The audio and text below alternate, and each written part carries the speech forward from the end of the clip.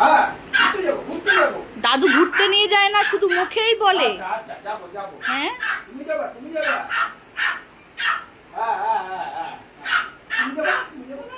হ্যাঁ, ও তো যাবে। তুমি যাবে, তুমি যাবে। আর দাদু আগে ওর সাথে কথা বলো, ওর সাথে কথা তুমি বলো। যাবে? ও, ও, আচ্ছা।